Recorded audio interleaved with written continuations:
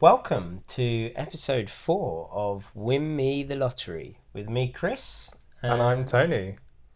And this is the podcast show where we play the lottery every single week.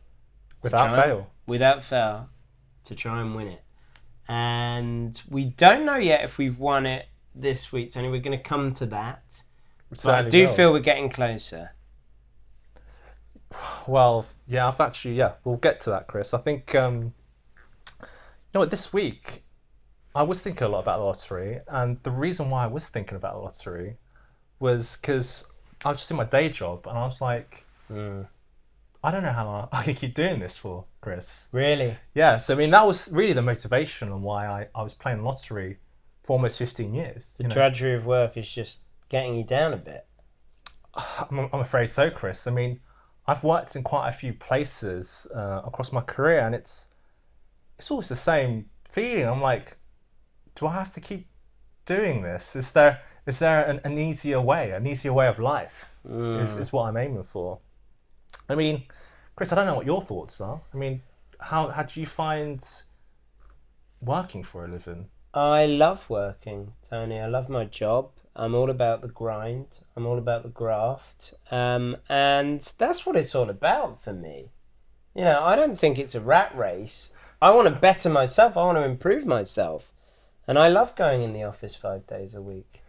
Do you think that your work defines you? I wouldn't say it defines me, but I certainly define the workplace. Okay, so you're basically saying that you're a key member of staff. What I'm saying is that the business I work for needs me, and it is my duty to serve that workplace. That's very noble. I just find it very interesting that when you meet new people, a lot of the first questions they ask you is like, what do you do for work? And one of those things that, I started thinking about is that when I eventually win the lottery, how am I going to answer that question? So, if I do, decide to no longer work because I've got millions, yeah, what am I going to say? I mean, professional lotto player. But then we're going into the realms of that. They might start assuming that I've actually won the lottery. We talked about cover stories. We talked about cover story, yeah. You said sous chef.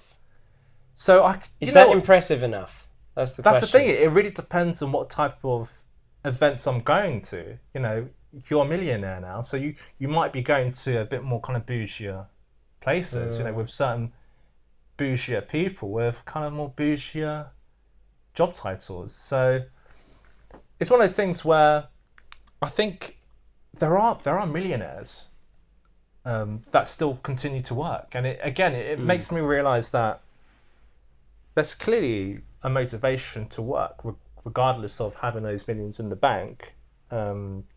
I think when you actually come to those millions, you might feel very different, from the first few months, where you'd be like, I've got all this free time, basically.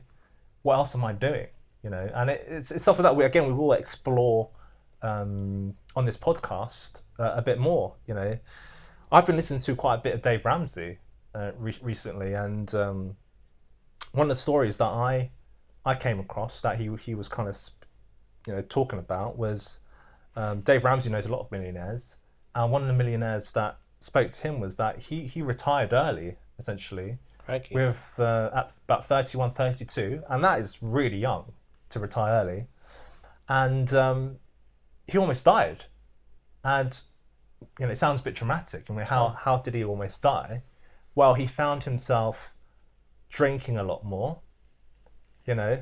eating a lot more. Dear. And this, has an impact on his health. And apparently, I still have yet to experience this, but drinking cocktails by the pool does get boring after a certain time. I can't believe it. So yeah, it's an interesting one, and it's something that it's why I decided to kind of start this podcast. It's really to explore these topics and really kind of let our listeners know what to prepare for, and almost to kind of mentally prepare myself that I've got to have these certain parameters that I'll go, let's not go crazy on the cocktails. let's not to go too crazy on the burgers and chips because yes, I can order my fair share as many as I want. Really, Balanced lifestyle, right? it's all about balance. Everything in moderation. And I think it's really good that you've brought that one up, Tony, because I think that's going to be our topic of the week this week, which is, would you quit your job? But just to remind our listeners of what the format is for the show. So first segment, we looked through what was the draw last Saturday. Mm-hmm. We revealed, did we win? Have we won this week? And what you could do with the jackpot amount. Second segment, that's our topic of the week. And on this occasion indeed. it is, would you quit your job?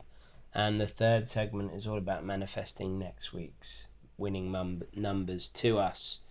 But yeah, I think speaking of workplace, I think there were some people who had a really bad day at the office this weekend, Tony. Yeah, I mean, like, for those that kind of follow the Premier League, I mean, there was some absolute shockers. Howlers. So, I'm not saying heads should roll. I'm just saying that if you are continuing to work, you've got to have standards that you need to keep. There are expectations that need to be met. And when you talk about, justice almost, when people actually fulfill the requirements to, say, win a football game,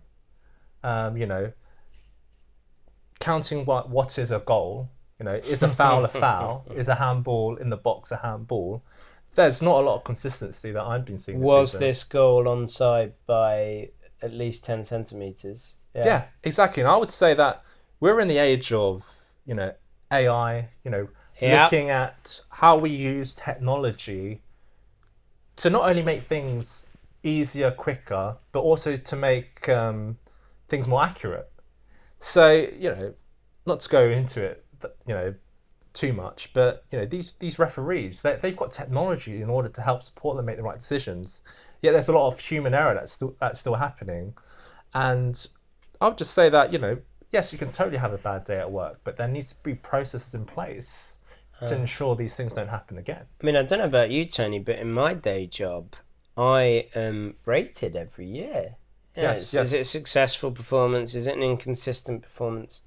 Looking at some of these guys in the VAR box this weekend, it's got to be inconsistent performance. And just to give everybody the context, Liverpool were playing Tottenham at the Tottenham Hotspur Stadium this weekend. I think it was Luis Diaz who smashed one in the back of the net. And that was given as offside. And the Premier League had to come out and say, look, this was a mistake. Yes, that goal was onside. And what I've heard is, Tony, that the VAR thought that the on-field decision was offside. The on-field decision was onside. So they said, look, check complete, you're right. But in actual fact, it was given as offside. And that's where the error came in. I think, that was bad. But I think it was further compounded with the kind of the Nottingham Forest and Brentford game. Oh, dear. When, it was a case of, say we look at the kind of the penalty incident. And again, it's something that you can almost look at in any scenario where, are you being too noble? Should you actually, in a way, play for the decision to go your way? Essentially, it was a blatant foul against Wissa. Turner came in, basically kicked his legs out in the box. Not a foul, but if Wissa still stayed on his feet, essentially, but if he would have gone down, he would have got a penalty. And I'm not saying that, you should always try to play a victim to try and get your way, but I think it was still valid, for him to kind of achieve the result which he totally deserved. They deserve that penalty. But yeah, with these referees, they're going to get a lot of flack. Yep. They're going to get a lot of hate tweets. They're going to get kind of cursed out, pilloried in the press. There's an argument that maybe they should be mic'd up, like the rugby referees, I think so. Just to see what the thought process is. Yeah. But the point I'm trying to drive at here is that they're doing a job and they're going to get a lot of animosity based on it. But if they were millionaires, Would they they? could not deal with it. Would They could they go. give it all up? They could go. I could just walk away from this. I don't need this stress anymore. You know, I could just totally call it a day and just watch, enjoy the football as a fan. And Tony, I think that's topical because apparently the Saudi League are going to be tapping up some of these officials soon on multi-million-pound contracts. Do we say good riddance to these referees? They're getting it wrong week in, week out. You know what? Maybe there could be a case if it's if these referees, maybe they're making a learning in the English league, and then if they go over there, maybe they might hold these referees to a higher standard. I think they probably would. I mean, you've seen the record of the... There may be severe repercussions on this. So I'm sure they get paid really well. You know, when we talk about financial freedom, it might be a wise financial decision to go over there. You know, who could blame them? But as you say, severe consequences if you get a call like that wrong in the Saudi League. Quite possibly. Yeah, you might. Quite possibly. We don't know. We don't know. You might go, oh, where was that referee last week? Has anyone seen it? Where's he gone? Yeah. But yeah, I mean, you know, you're sort of talking about these referees, if they go out to Saudi Arabia, rewarded for abject failure. And speaking of which, did you see the Manchester United score this weekend? I certainly did, yeah. Humbled at home by Crystal Palace. So the question is, Tony, how long can this go on for Erik ten Hag? He's another one who's had a bad day at the office. Yeah, I mean, I feel like Ten Hag, yes, he's a millionaire. But clearly he's trying to build something at Man United. And, you know, we can apply this to like the workplace, and you can go, is there a toxic workplace culture that's happening? And clearly at Manchester United, we've alluded to it before. Exactly. So there's something wrong with the players. They're pointing up to upper management, which is the Glazer family. You can argue we're just people on the outside. All I'm seeing is that the Glazers are coughing up the money to pay for all these players, yet it's not working. So what's going on here? There's millionaires that are just kind of either not fulfilling their requirements. Why bother? You know, maybe there might be a different career choice you can go after, or just call it a day. Or there's, you know, people that are still really driven, but they're not being able to kind of fulfill their potential for whatever reason. Honestly, I've just got one question. How much longer can this go on? This is Manchester United, as all the pundits and ex-Man U players and fans keep telling us. It's Manchester United. Yes. And I don't know about you, Tony, but I'm quite enjoying seeing what Erik ten Hag is building there, just as I did with Ollie before, and all the other managers they've had. I've lost count now. Would you say it's kind of ten Hag at the wheel type of scenario? It's a ten Hag at the wheel. Okay. I say bring back David Moyes. Yeah, he's doing a great job at West Ham. I feel like he's probably wasn't given the time. The time. You know, he if he was given the time, I think he would have gotten the team to where they needed to be kind of back to the glory days. But that's my opinion. I'll be honest, I've seen some people on X, formerly known as Twitter, saying Ole Gunnar Solskjaer didn't get enough time. Oh, right. Should be brought back. But anyway, that's sort of a nice look ahead to what we're going to be talking about later. But Tony, we obviously had the lotto this weekend. The jackpot, sadly, has gone down again.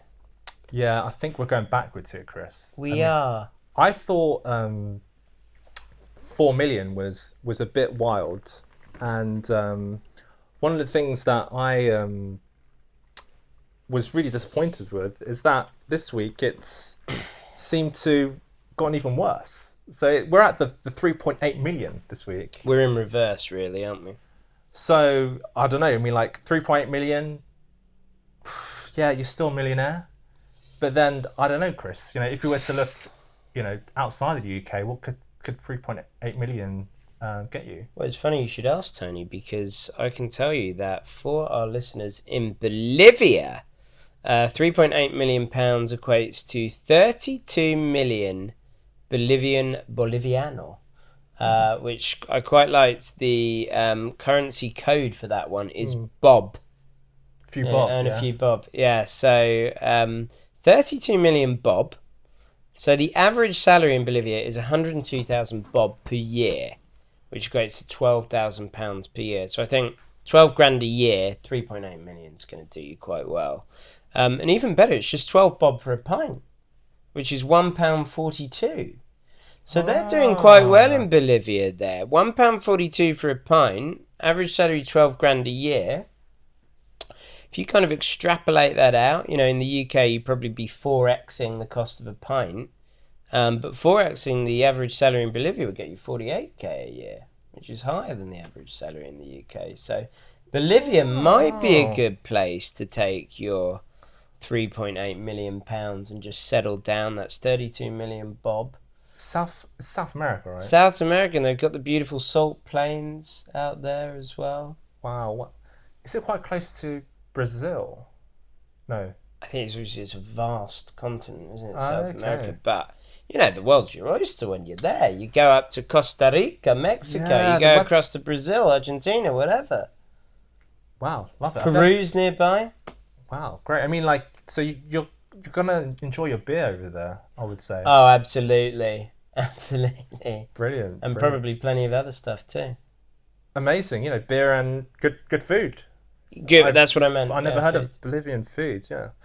Um, right. So 3.8 million was the jackpot, and so I'm sure people want reminding what were the winning numbers. So if I take it from the top, it was 1, 8, 14, 20, 24, 40, and the bonus ball was 52. Magical Merlin was the machine name I like again it. this week. Yeah, I like to see Merlin come up. And you'll be pleased to hear, Oh, what's Chris, that? the ball set was not 1, not 3, but 2. Oh, thank goodness for that. So what? We're in episode 4, week 4, and only now do we get a normal ball set of 2. Fantastic. Yeah, it's good to I think we were more manifesting the ball set last Yeah, week than yeah. natural numbers. I think that's where we probably went wrong. I see what you mean. Yeah, no, we're not prejudiced against ball sets of any other number. Just to be clear, Yeah, you might have had surgery for whatever reason. But yeah, it's just good to see that ball set yeah. of 2 I because don't know. we've It's been just talking about it every week. 2. Yeah. Um, what were my numbers? So it was 8, 13, 26, 31, 37, and 42. And I'm Hmm. sad to say is that I've only matched one ball. So that was ball number 8. So I ate to say it as last Love week. it. Love it. Yeah, that was the only number that matched. There was a jackpot winner Oh actually. my So one goodness. jackpot winner actually matched all 6 numbers. So 3.8 million. Again, I'm not too disappointed that I didn't win it again. It's the lowest one yet.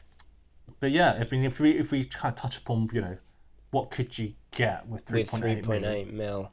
I mean, the way I look at it, really, it's just a bit of cash in the bank where you can go goodbye flat sharing. If you were sharing a flat in London, you can safely say, I'm getting my own place. So you're going to have that luxury of living in your own, in quite a nice property somewhere in London. Yep. So congratulations, you could probably buy a place where you used to live.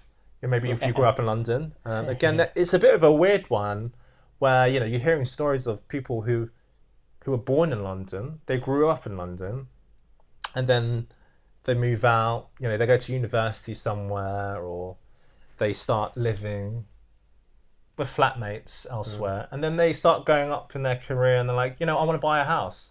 Oh, let me try and find a property where, it's close by to my parents. That sounds like a great plan. Oh, hang on a minute. The prices have gone up. I can't even afford to buy where I pretty much grew up, and it's quite a depressing story, isn't Priced out of your local neighbourhood. it? Yeah. And that's where, there's a real disparity because let's say you grow up in the northeast of England. Yeah. In a town there, and you become a teacher, for example. give it a few years, you can afford to buy a house. Right, Wow. 3 beds with a big garden. So there's something going a bit wrong, Tony, with all that, I think. But as you say, 3.8 mil, that would be enough to get you a decent place, I think, almost anywhere in the country. In London, I mean, like you said, northeast, Oh, you'd be mentioned yeah, territory. you'll be Yeah.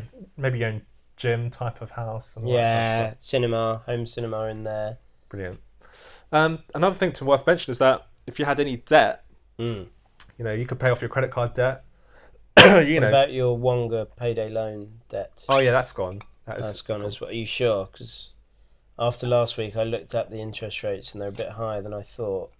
Yeah, but you got 3.8 million to. 3.8, but I've got even on 100k debt, Oh with wow. 1,000% interest rate. So you must be like premium customer at Wonga. Yeah, You're like VIP. I'm a premium client for Wonga. Yeah, they treat me really well.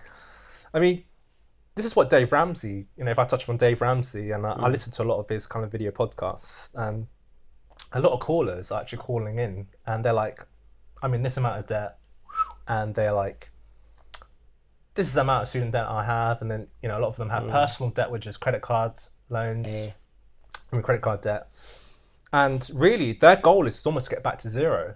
So to pay off the debt and then start building up wealth. And Dave Ramsey goes through the whole 7-step program.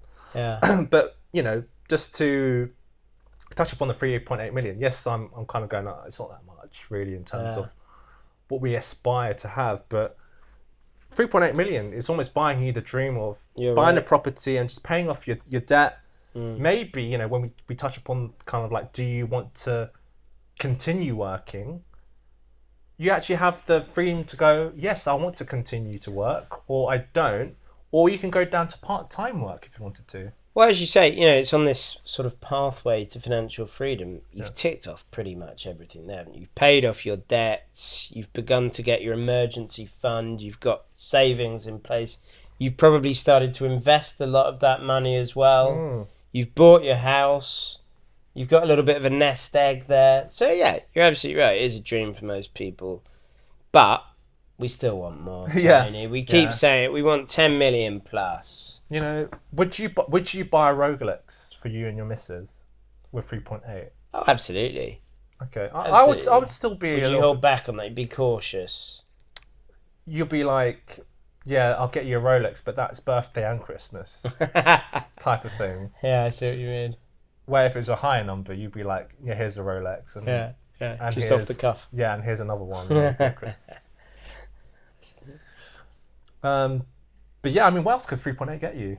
Yeah, so 3.8, I mean, I was having a look, because I was a bit disappointed by this 3.8 million. So I was having a look. For example, we talk about Weatherspoons a lot on this podcast. You certainly do, Chris. 3.8 million pounds, it would only buy you 0.4% of Weatherspoon. They've got a market cap of 894 million pounds as of today. So 3.8 million, it's only 0.4%. I'm sure those shares would get you a good return anyway. You're there anyway. Yeah. I mean, I'm keeping the share price afloat single-handedly. Yeah, exactly. But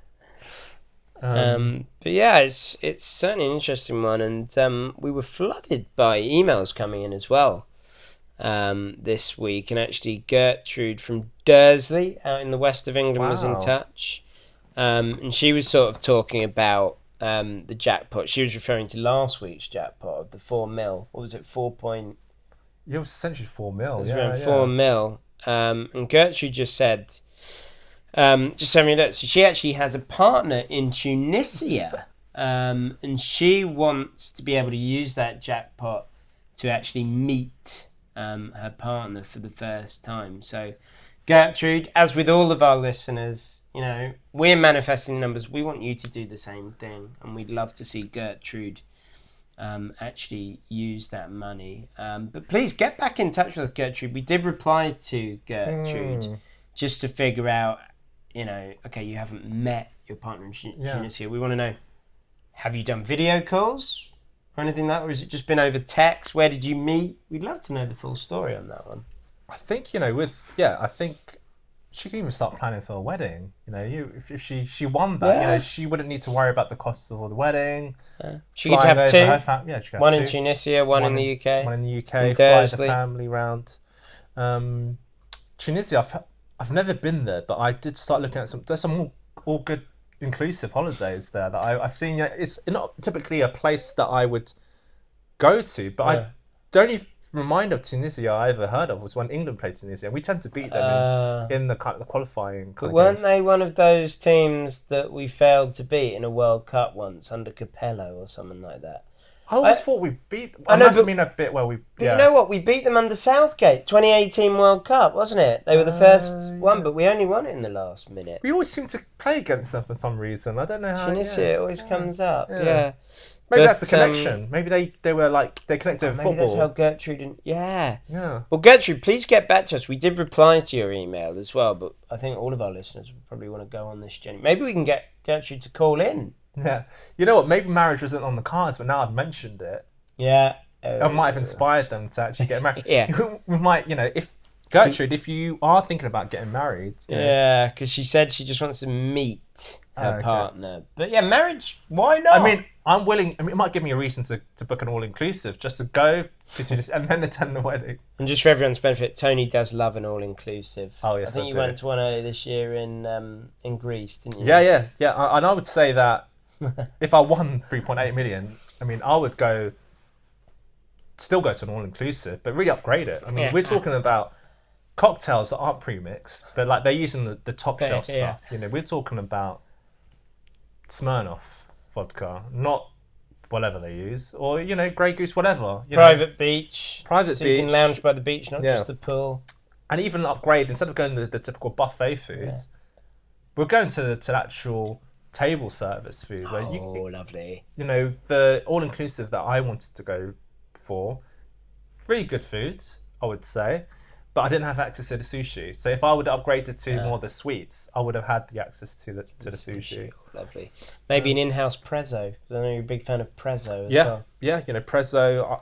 Again, I would say with prezzo, it's nice and it doesn't feel too over the top. You still feel comfortable. The ambiance is very good, and I feel like the dishes that they come up with, the whether it's from the new menu, it really caters to my taste. And if I was still a millionaire, it will still be a place I would You'd visit. still go to frequently. prezzo. Yeah, exactly, definitely. I don't even go now. You're missing out. I think there's a reason why prezzo are in quite Why have they got popular so many destinations, branches? yeah, There's in got to London. be a reason for it, right? I mean, I guess the numbers speak for themselves. Tony, the proof will be in the pudding, and I'll let you know when I've had my dessert at prezzo. Brilliant. Cool. So, shall we move on to our topic of the week, Chris? Topic of the week. And Tony, we've touched on it already. It is, would you quit your day job if you want? And I think people talk about this all the time, right? It's one of the first things. If you won the lottery, would you quit your job? And some people will say, yeah. I'll go in the very next day. I'd shove my notice, my letter of resignation into my boss's face. But what about you, Tony? I mean, with 3.8 million as well as jackpot this week. I think, one of the main motivations of why people would play lottery or want financial freedom is the ability to quit their job. Yeah. For me, when I touch upon would I still work or would you still work, and it really depends on how much you've actually won. So if we talk about 3.8 million, if I was to be really honest right now, I probably wouldn't quit straight away. It's not something that I would go, oh right, I've won 3 point, next day, yeah, I quit. I would kind of take a more kind of tiered approach. I'd be like, how am I doing with work? Is work stressing me out? Can I see through the year? Can I see through to bonus? If there is a bonus at work, can I see through Christmas so I don't miss the Christmas parties? So all these things all kind of play a part, really. But then another thing that you should realise before you even start pulling the trigger is to go you quit your job. What are you going to do with your time? And some people, I don't count myself in this group, is that some people get bored really easily. Uh, Some people actually, when they are actually working, they'll be like, I'm really bored. I want something more interesting to do at work. So hate those people. yeah, it's like they're motivated to be busy. And don't get me wrong, it makes the time go past quickly. I mean, what about yourself? You one of those people that like to keep busy at work? I like to keep busy. I'm always busy. The business Yeah. needs me, Tony. Yeah, I mean, there you go. You have no choice, really. Yeah. You have to keep. I am doing here your to thing. serve the business I work for, and that's my motto at all times. But I would say, you know, if initially what I would do with my time if I was to quit my job, there's so many things I could focus on, and there's little details on what you would go. You'd be like, if I want to buy a new property, how many house things do you need to do? You could book them in during the week. What kind of tiles do I actually want in my kitchen? And believe me, I've looked at. There's so many different types of tiles you can look at. I bet. Tiles from tiles from Italy. What color do you want? These things take time, so you could easily fill your time up with them. Tiles from Tunisia, if you wanted. Tunisia, exactly. So Bolivia, indeed. you could. Okay, I don't know if you would fly over to look at some tiles, but you could do. Why not? It keeps you busy. That's what you were talking about. Keeps you busy, but. If I really thought about how I'd actually break the news, if I did eventually decide to quit my job, and I don't believe in burning bridges. I don't believe in. I mean, it really depends on how your manager treated you or how the business is, and you're within your right if you wanted to go out in flames. I think Swearing. we spoke about that a couple of weeks ago. Yeah, and it never ends well. Yeah. But hey, if that gives you the satisfaction, so be it. But we don't recommend it. We wouldn't endorse that. Yeah. But I mean, there's some people who are trapped in a horrible job they hate. Yeah. Yeah, we've all been there at the start of your career. Maybe you're in a job you don't like very much. Do you really think you're going to get satisfaction out of it, though? Letting out your anger like that. I don't think you're going to look back. No. It reflects better on you to keep your counsel, just keep quiet, and just kind of quietly go about your business how you noticing. I think. I don't know about you, Tony. I agree, because you've talked about Mike. Is it Mikey Carroll? Mikey Carroll. He won the lottery and he lost it quite relatively quickly. He blew the lot. And then he was a bin man or something, wasn't he, for a bit? Well, so he was a bin man when he won the lottery, and he actually went back to being a bin man because he had to pay the bills. But I think he actually said, look, he never hated that job. Yeah. And you wouldn't want to had he burnt his bridges. Exactly. Say if he totally cursed out his boss. Who knows? Put him in a bin or whatever, or threw the bin at him or whatever. Put him in a wheelie bin, rolled him down the hill. And then go, I've won the lottery, whatever. He wouldn't have got that job back, right? He wouldn't have got that job back, Mikey Carroll. So I would say, for me, I wouldn't quit straight away. I might look at, going part-time. Dining down the days a bit. Yeah, maybe that money could be a bit of fun money on for the side. Maybe it's for your pension or for your mortgage or whatever. But, I'll be a classy exit. And I would go, hey, boss, I'm quitting, but thank you for the opportunity. And then, they might find a hamper with some champagne, some caviar, some nice bits on their desk, just to go, just thank you very much. You've shown some gratitude, some graciousness. And I would say that I've learned a lot from you. Yeah, I've learned a lot from you. Thank you so much. You want to keep the positive energy going.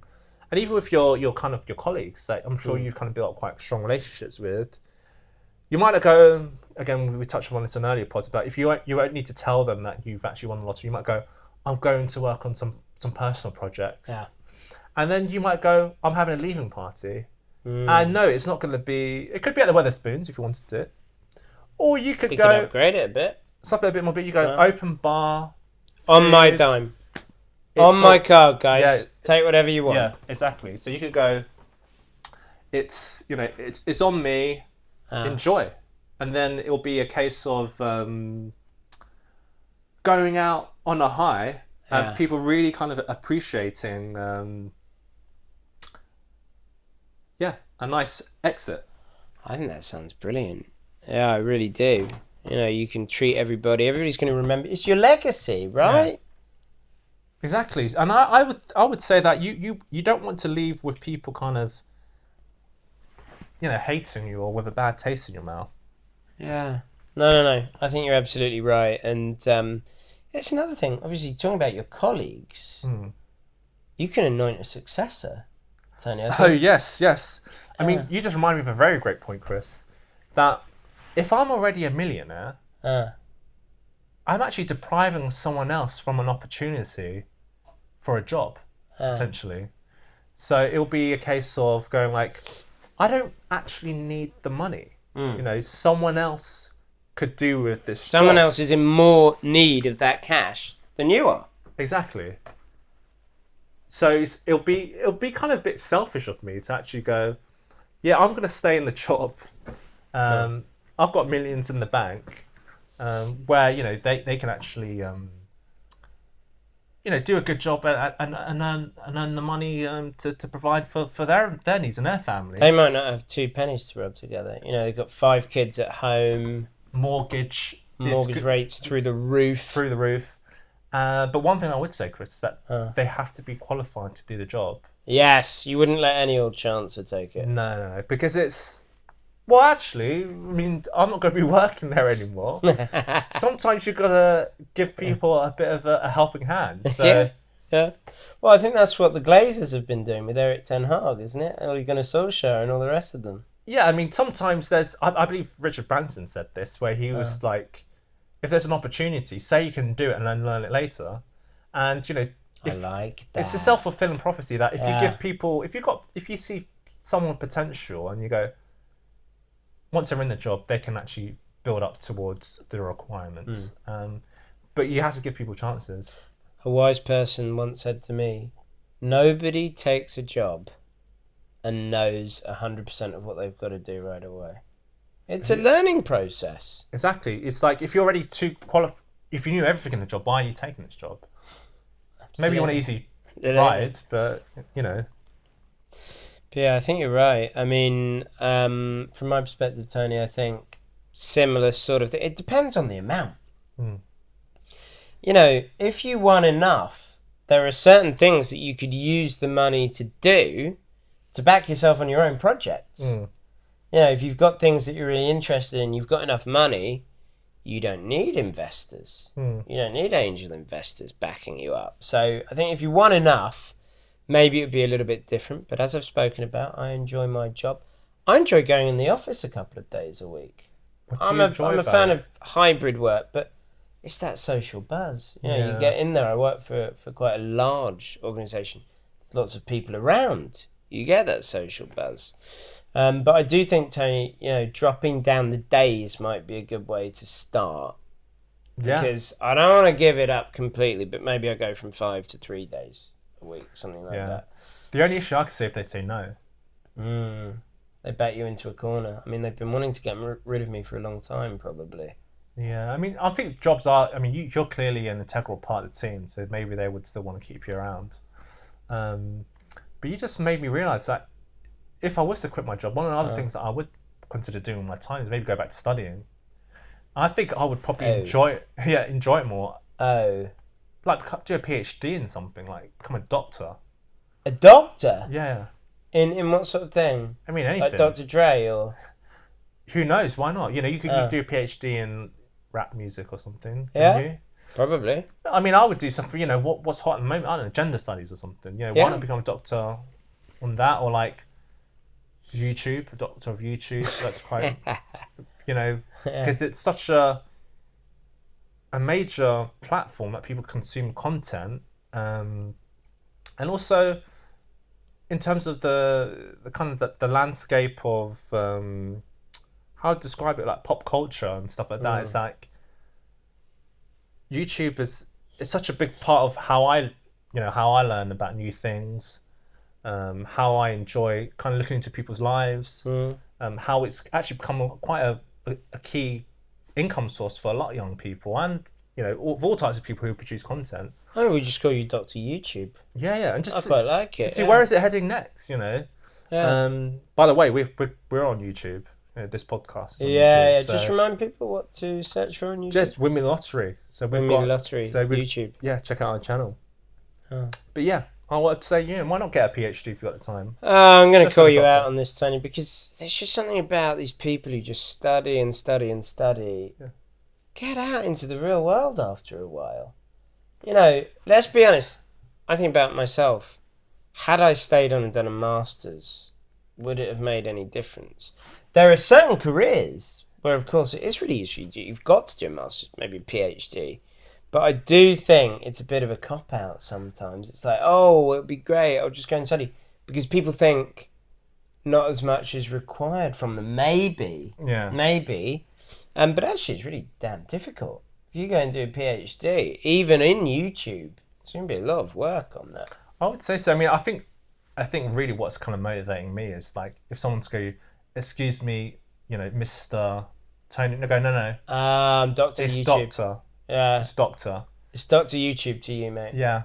And in the form, you're like, no, it's not Mr. It's not Mrs. It's not whatever. It's doctor. But what happens if you're on a plane and they ask if there are any doctors on board? It almost reminds me of that Ross and Friends where his mother goes, "Oh, he's a doctor, Did but that not the type happen? that helps people." So yeah, That's great. Yeah. Yeah.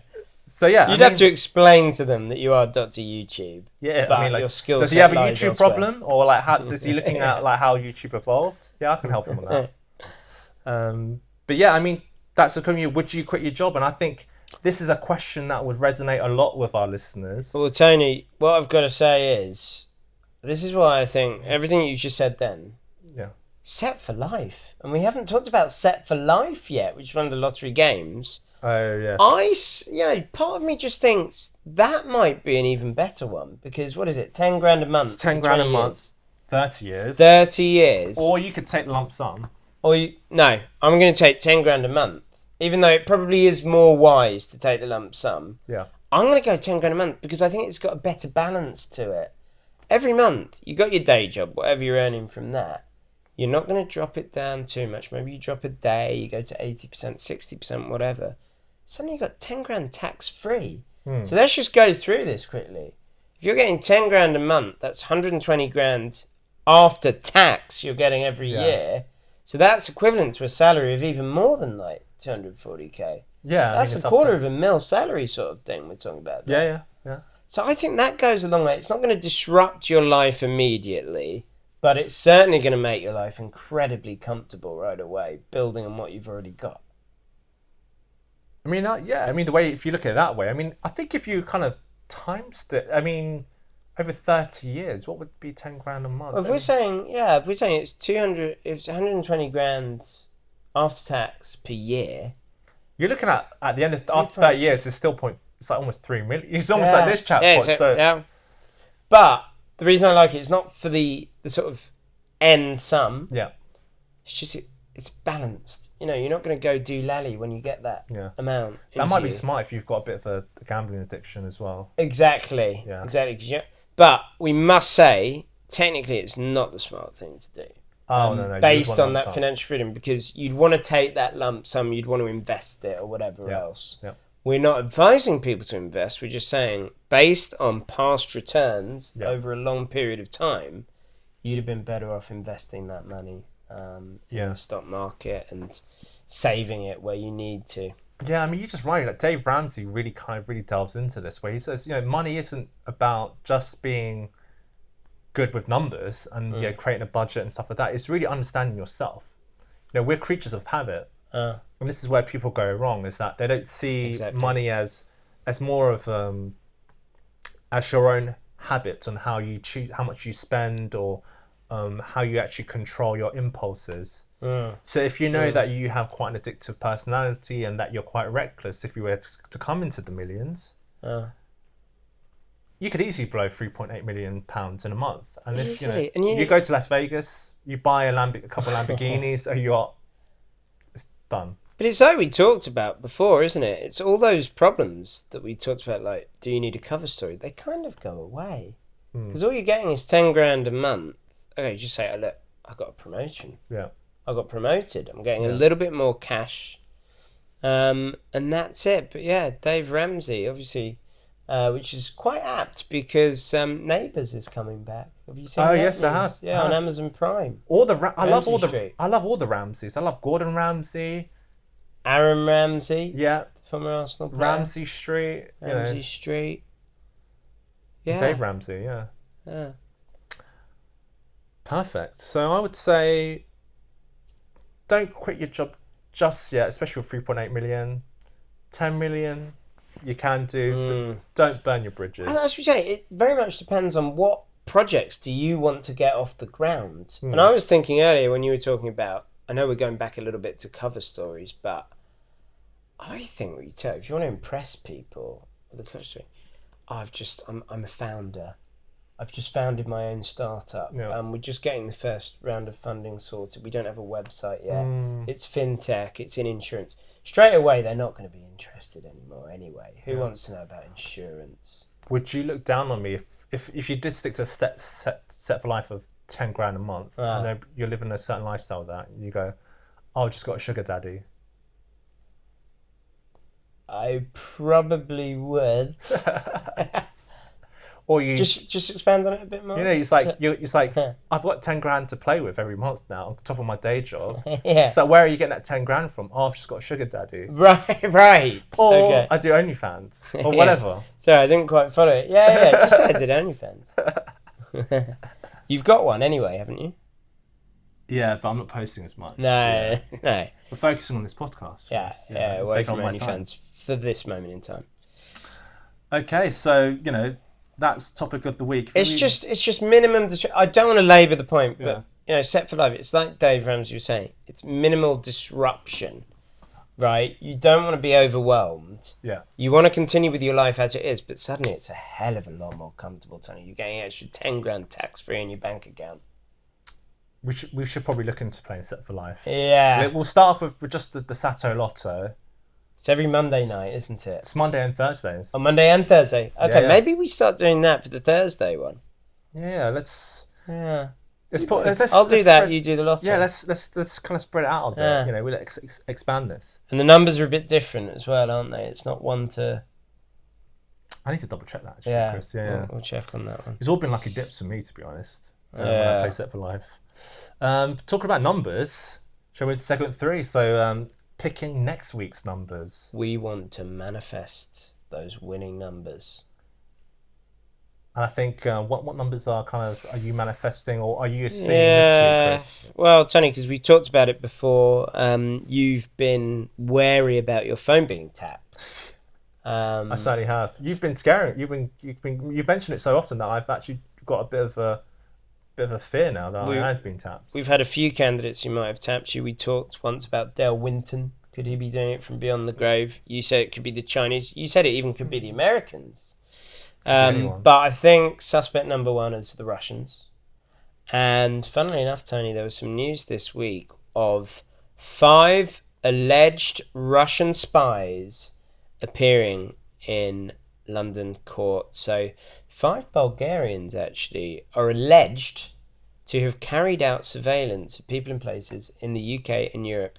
They all live in the UK. And those 5 people include Ivan Stoyanov, the Destroyer, as he's known, who's a mixed martial arts fighter. And also Vanya Gabarova, who owns the Pretty Woman beauty salon, award-winning, in West London. So it just shows. These are people, you could have gone to Pretty Woman to get a manicure, pedicure, whatever, and the owner has been allegedly colluding with the Russians and spying on all of our neighbours in the UK and in Europe. Wow. But it really shocked me. Mixed martial arts. So that's like UFC stuff. That sort of thing, yeah. Oh, wow. Yeah, so anyway, they're alleged, they're on trial. They've appeared in court, and we will again let the criminal justice system in this country play out, and justice will be served. That's one thing we can guarantee. But there were 5 of them, and that's why that number 5 just sort of hit me this week, Tony. Shocking stuff, but I think we've got to go with that number 5, haven't we? Yeah, I mean, spying. I mean, Nothing worse. surveillance would be. I mean, this is an basically- invasion of privacy. Yeah, it's grassing off- people up, and there's nothing worse than the grass, right? That really grinds my gears. I mean, Yeah. I hate a grass. I mean, but also he's a mixed martial arts guy, and he's spying. I mean, I'm sure he would have. Pathetic. Yeah, Don't they have a code? yeah, yeah. I thought martial arts was all about honor and stuff. Yeah. Disappointing, but honestly, we need hopefully they get to the bottom of this. Oh, they certainly will. But what about you? So obviously this weekend, was it a good one for you? So yeah, I in my manifestation and inspiration, I've been getting all scientific this week. Have you? Yeah, it's just applying a bit of science to how I go about manifesting some numbers. And Well, I seeing, mean, Tony, science has the answer to everything. yeah, I think a lot of people do believe in science, and they say there's a logic behind these things. Yeah. There's actually, even though we're using a lot of kind of how to describe it, it's kind of any kind of arbitrary method in order to manifest numbers. But sometimes you've got to go back to solid science. Solid, good, hard evidence. Good hard science. So I've essentially, my weekend was essentially just looking at some infected penises this weekend. Oh my goodness. So you're probably quite curious, like Why how were did you- I come about looking at Yeah. 7 infected penises? Well, essentially, this weekend I was at the Royal College of Surgeons. So Lovely. I found myself there, and they actually have a museum in there called the Hunterian Museum. It's based on the father of surgery, John Hunter. And you're probably wondering, like, what's inside? John Hunter. So John Hunter is the father of surgery, is it? Yeah. So you're, Right. you're probably wondering, like, who is this guy? Yeah. And what's inside this museum? And I recommend it, Chris. I reckon you should go down there and really just explore. I think you'll get a kick out seeing some of this stuff. But I'll certainly take a long, hard look at the items in that yeah, museum. I think you're more than welcome to. And you can stay as long as you like. I think you can take photos there, but they don't want you to publish it on social, just for personal use. Okay. So it's fine. You can take as many photos as you want for personal use. Uh, So, within this museum, there's like stuff where you would see like babies in jars. babies in jars. Yeah. You're talking about like this is science research. Right. All for research purposes. Yeah. of So course. this is they're like decades old. This is back in the day. You see like I saw a monkey in a jar. Oh my I saw goodness. like a nervous system. I saw like the skull of like an elephant in there. Look, it's very interesting. Hey Tony, this place sounds great. Yeah, it's what you would. When are we going again? Anytime you want. This It's weekend. yeah, give it a couple of weeks. I'm sure they, will definitely. It's definitely worth it. You're not going to forget what you saw in a hurry. by the No. sounds of it, I anyway. came there to see. I saw what I wanted to see. I bet you did. So You came, you saw, you conquered. I did, and it's worth a second look for sure. And if you wanted some more kind of information, what I saw, you saw what a penis looked like. That was kind of infected with syphilis. Right. Yeah, all types of stuff, and it's all weird shapes and sizes. And I thought, like, this is some learning here. Like, I mean, clearly it's for learning, and it's for kind of the study of the human anatomy and like the evolution of So Tony, how humans many and different species there as well. how many of those penis exhibits were erected at the museum? They weren't actually. Well, yeah, I saw 7. The first one I saw 7 of them in jars, and you can't touch them anyway. Like, they're behind glass. Okay, I won't bother. Then. But my number for this week was 36, and you're probably wondering Why 36? Why 36 is because before you can get into the museum, if you're wearing a backpack, you've actually got to put them in a locker. So there's lockers there, and the locker number I was given was number 36. So I was like, oh, that stood out. Let me use that for the lotto. And I was wondering, like, what's wrong with me bringing a backpack? But I guess some people might have certain, who knows what they'll do in there, put stuff in their backpack. Certain preferences. Yeah, or... certain kinks. We're not shaming anyone. No. It's just like clearly there's precautions in place to ensure that what's in there remains there. And rightly so. But Tony, when you use that locker and you put the key in the hole, was it quite stiff or was it? I don't know. It was all kind of digital. Like not digital. It's like number pad. It was number pads. Yeah. Okay. Yeah. So yeah, you got to push right buttons and stuff like that. Yeah. Yeah, I bet you have. Well, So, yeah, that's 36. pretty. Hey, 36. We've got to go with that one. Yeah. I think that's It's something in my daily life. I like to throw these things. It's not just stuff that's too far away from me. It's actually stuff that I've experienced in my daily life. You've experienced and handled. Yeah. Yeah. All right. So, well, Tony, this I don't want to bring the mood down a bit, but obviously, I was actually on Saturday night.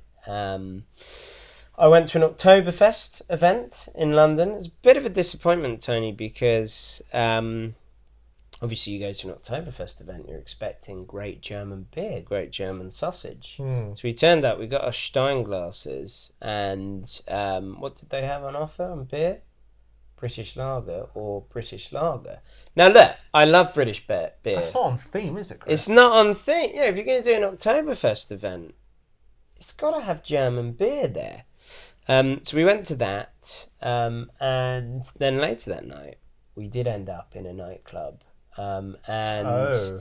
This links to the next tragic story, because we had a really lit night in the club in London, but unfortunately in Murcia in Spain, a really tragic incident where a nightclub fire killed at least 13 people. So, as we said, unlucky for some, number 13, in this case certainly it was. So we just wanted, and I think the reason we've brought this story up is fire safety, because we talked about it a couple of weeks ago, didn't we, in Vietnam, and it struck again in Spain.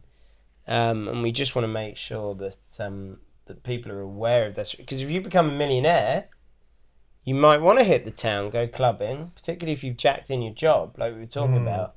Make sure you check out the fire precautions and safety in place at the clubs you go to. I can definitely rate. I mean, I've been to a few nightclubs in my time, believe it or not, Chris, and I would say some of these nightclubs, they did have kind of questionable fire safety. Really? Like some fire has like some narrow staircases down dark rooms. Ooh. And I'm like, when these places get really busy, Yeah.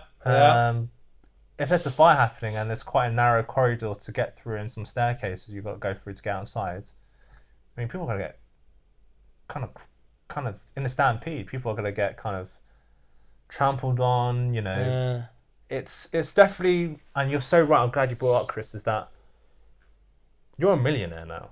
So you want to be living as long as possible. So you want to be putting yourself in places where you feel like you're safe. And, hopefully you're going to kind of venues that look, it's worth checking, maybe do a bit of recon. Just go like, are there fire exits that I can see? Yeah. Are there First thing you do when you get in. Yeah, you go, where are the fire exits? Maybe check with some bar, have they done, when was the last time they've done their kind of fire drill training? Usually I would ask the bouncer before you even get in. Yeah, exactly. When he asks for your ID. When was the last time you've conducted a fire drill? And one of the things like, fire extinguishers, where are they placed? And do they know the difference on when they use water or the CO2? Yeah. Not a lot of people know that, you're not going to use water on an electric fire. And I think you'll get a lot out of that bouncer if you just ask the questions. What's the harm? Yeah. And you go, yes, I will bring my friends over because I know that, they take fire safety seriously. And as a patron of a place, you want to know that not only are they doing good cocktails, we want a place that provides you with good atmosphere, good music, good cocktails, good drinks, a good service, but also good fire safety. Yeah. And, I don't want to keep going on the pod. It's hugely important because I've seen a lot of these articles where people are dying in nightclubs. If they've done their, maybe it's a bit of research. I mean, I'm not condoning, I'm not saying that, fires happen for all sorts of reasons. And I believe in this article, they didn't identify where the fire happened. No, it's too soon to tell. Yeah. Police haven't even been able to enter the nightclub. But Tony, if I'm going to die in a nightclub, I at least want it to have gone out in a blaze of glory. Sorry, no pun intended, but MDMA overdose or something like that. I'm not... Yeah, that's why it's so important to check the fire safety. Yeah, fire safety is key. At least that's one thing should keep you. That give you peace of mind to enjoy your night out. Yeah. Wouldn't you enjoy your? I think serious question, Chris. Yeah. Wouldn't you enjoy your night out more at a venue where you knew it had good fire safety? I always do. Yeah. And that's why we always do ask the bouncer before we get in there. Yes, exactly. I mean, I should remember to keep asking that. Yeah. But yeah, I think how many people died again in that? 13, unlucky Okay. for some, Yeah. Tony, and I think we've used this a couple of times already, and it hasn't come up yet, has it? 13. No, no, it hasn't. But I think Yeah. it's definitely a relevant one for this week. But it's all about that fire safety. Yeah, fire safety. Okay, for my next one, I'm actually going to read out a few quotes to you, Chris, and see if you Okay. actually recognise these. So here it goes. So, reality is wrong, dreams are for real. Okay. There's nobody in the business strong enough to scare me. All right. Ringing any bells so far? Not yet. Just give me another. Okay, last one I've got is Ah. my mama always used to tell me if you can't find something to live for, you better find something to die for. Was that James Blunt? You're not far off, actually. Oh, good. It's actually another artist, and that was Tupac Shakur. Tupac. Yeah, Tupac. So, I know, obviously, the big story last week, but the question is he really dead? well, I think he is. Oh, is that a conspiracy theory? Yeah. You know, that I could don't be a know if cover he's- story. It could be a cover story. Him and Elvis. I bet they're holed up together somewhere. Elvis and Tupac. Yeah. Well, that'd be quite a good collab if they were to Oh, produce but something. imagine. I Um, bet AI could do it if we asked. That would Probably be could. brilliant. Can we try that later? I mean, Elvis was it rock and roll, and then Tupac Yeah. hip hop. Yeah, I mean it could Yeah. work. I mean, Jay-Z and Linkin Park made it happen, so They did, for yeah. sure. So you're probably wondering why I mentioned Tupac Shakur, R.I.P. if that is the case. I don't think so. But anyway. In recent news, is that 27 years Wow. since it's been that his long. murder. You know, the It Nevada, alleged murder. alleged murder. Nevada's grand jury has indicted former gang leader Dwayne Keefe D or Kefe. I'm just gonna go Keefe. Yeah, Keith D, because we got it Davis. with Daniel Khalif, Yeah, didn't we? Khalif. Davis, 60. He's like 60 years old now. Wow. On one count of murder with a deadly weapon. So just to remind everyone, New York-born hip-hop legend Shakur was shot Allegedly. shot 4 times, aged 25 years old, in a drive-by day, attack in Only Las the good Vegas. Yeah. But it's good to know that alleged justice was served 27 years later. I'm glad we're sort of closing the loop on this, but I'm just not convinced Tupac isn't still alive. Where do you reckon he would be hanging out? I mean, because you mentioned Nevada, and that's kind of like in the south, and obviously Elvis hung out around there quite a lot, didn't he? But that's Las So Vegas. Elvis, yeah, did Elvis also die in Las Vegas? I actually don't know. He certainly was in Las Vegas a lot. I think it was Las Vegas where they both died. Now that just sounds a bit suspicious to me. You know what? In Las Vegas, they do have those kind of underground cave things where all the homeless. Do you reckon? Underground cave network. They're probably there somewhere. No, it's almost like those kind of tunnels for flooding or something. I don't know. Right. And then they got those. Have you seen it? It's really sad because. Should we go out there? I mean, we're talking about the lottery. This is the home of gambling. Yeah, I mean, you got people that are obviously really rich on or they kind of lose a lot of money when they get there. But then there's like almost, and it's across all America. I mean, not to digress, is that you got people that are extremely wealthy and people that are really poor. So you've got these very grand hotels where the rich people go, and then you've got these kind of tunnels Full of homeless people. full of homeless people, and they're almost own Shocking. worlds there. Shocking. Yeah, I mean, I think it'd be great if we went out there and did sort of hard-hitting journalism investigative journalism about Tupac and Elvis, because I'm just not convinced that either of them actually passed away. Actually, I had a question. Do you prefer Elvis music or Tupac Shakur music? I love them both. No, I love them both. I could probably, the reason why I would take, I'll choose Tupac is that I could probably relate more to his music. Yeah, I mean, It seems to resonate more with me than Elvis, but that's just me. Yeah, you grew up in North London. I mean, I'm not saying, I think a When you lot of say us. North London, come on, say where it was. I mean, they're parallel. I'm just saying some of the lyrics when I Ah, hear it, I'm like, ah. oh, okay, I can see. No, I can Yeah, see that. yeah. I can see So that.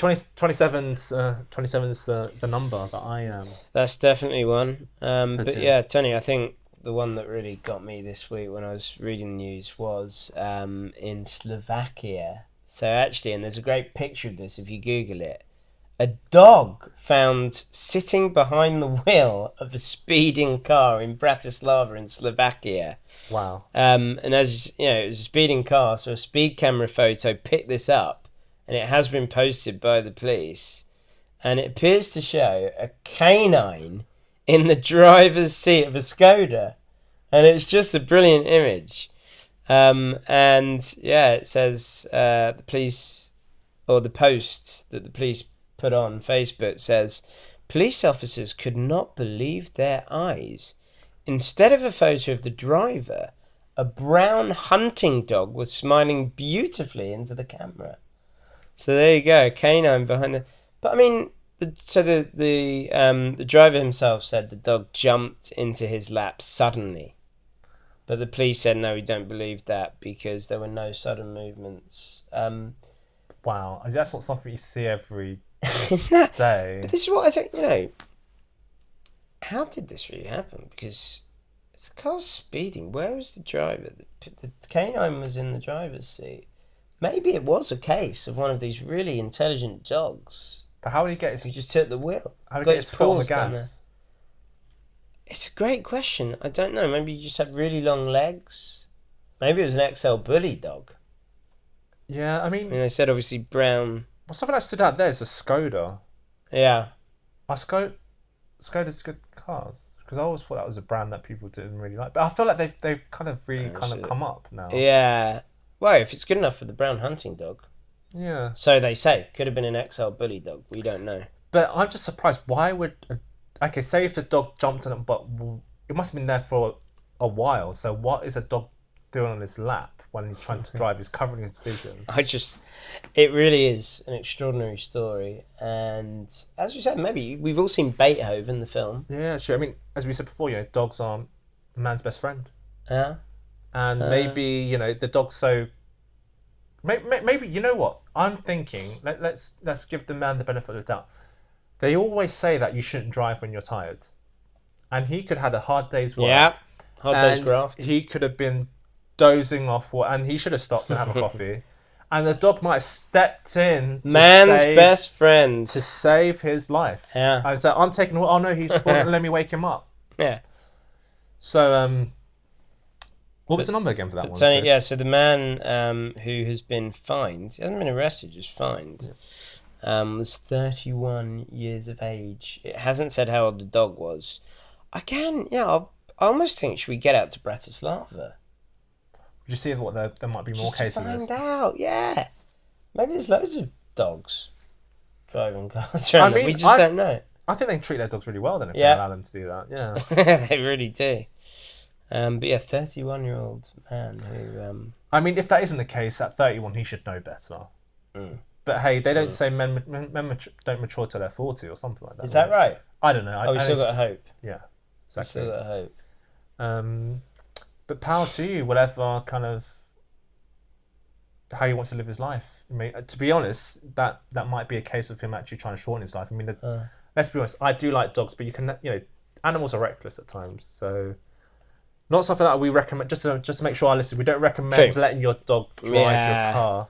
But it's good to see there's different ways of life and how people actually choose to kind of elevate their dogs to enjoy some of the things we take for granted. Has a dog go? Yeah, dog's always walking. Like, no, he's probably curious on how to drive. Yeah. Yeah, maybe the dog wanted to drive his or herself to a park that it really loves in Bratislava, something like that. We don't know. We don't know, but interesting one. Really like that one, Chris. I think there's a final one that you're quite. This is something that you're quite keen on. Yeah, Well, not so keen on. I don't think anyone's keen on it. I'm not, and I'm not going to be taking the Eurostar for a while, Tony. And there's a very good reason for that because there's an absolute crisis in Paris that you might have seen in the news lately, where bed bugs are just running riot and rampaging through the bedrooms of Paris. And they really need to get this under control. I think the mayor of Paris has come out. They have the Olympics in 2024, and they just really need to get that under control. But actually, we've been in contact with some people in Paris, haven't we, Tony? Oh, And right, they've yes. said people aren't sitting down on the bus seats anymore because these bed bugs can travel far and wide through any kind of surface like that, particularly if it's sort of carpet style. They're a nuisance, aren't they? Yeah. They are an absolute nuisance. And you can get bitten to high heaven by these things. I mean, I've never been to Paris, believe it or not. I've You've never been to the City of Love. And, I was thinking of going kind of within the next few months or weeks. And now... Next few months or weeks? Yeah. Because I was going to say, if you've never been, your missus knows why you're going to go for the first time. It's going to be a proposal. Well... Yeah, do people propose? Is that a bit corny? Come on. Yeah, I wouldn't do it. It's too cliched. Yeah. You want to keep it something a bit more kind of original, I would say. I know classic goods. Yeah. Yeah. That's unexpected. So she wouldn't see it coming. But I would say, well, with this bedbug news now, I mean, I'm not going to go there anytime soon. You don't want to go there for a romantic, and then holiday, and then you're getting bedbugs on the way back. And Tony, these bedbugs can be a nightmare. As I say, they can bite like crazy. You got a rash from them, and once they're there in your bed, as I say, they can travel very easily. Very hard to get rid of. You need to get the pest control around and all sorts. So that's really. I mean, for it to be we're both scratching our heads now. Yeah, I'm feeling a bit kind of itchy. Yeah. I would say it must be bad for it to make news because bed bugs. Let's be honest, it exists. Yeah.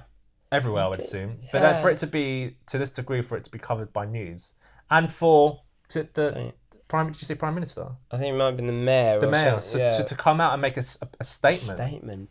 It has to be under control before the Olympics because thousands, tens of thousands of athletes and fans are going to descend upon Paris for the 24 Olympics. Wow. Can you imagine? This is a crisis. So yeah, that's what I thought. I wanted to put a positive spin on it for the 24 Olympics. I'm sure that Paris and France are going to get that one under control, Tony.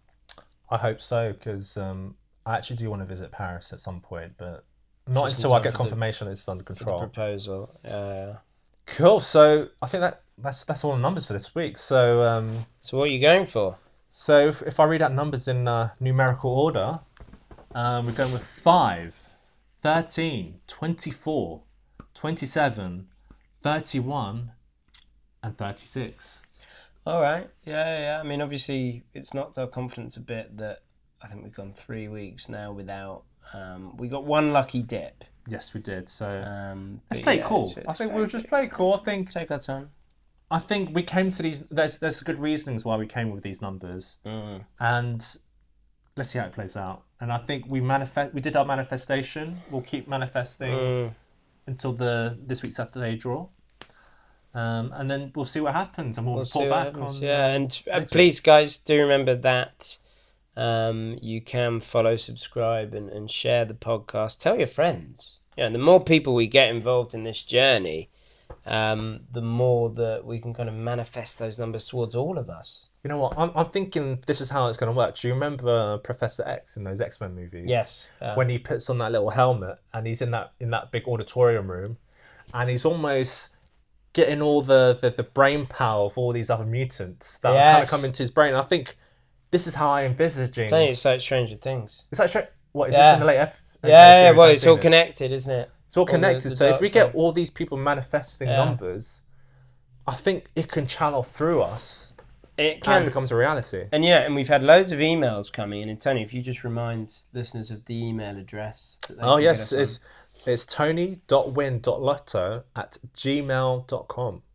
Yeah, and we've had Darren, actually, who got in touch from Chester Street. I'm just laughing at what he's actually come in for, because he mentioned, again, about Daniel Khalif, that obviously we mentioned on the show last week, and he said to us that he really hopes that, he sent this before, obviously, the results were announced, he really hoped that the Daniel Khalif number would finally come in for us. But we're getting loads of emails, and I tell you what, we'll shout out anybody who sends emails in. At this rate, I'm gonna hoping to win the lottery to quit my day job to reply to all these emails because Yeah, it's almost like another piling inbox I up. need to go through. It's piling up. But yeah, just please, anybody.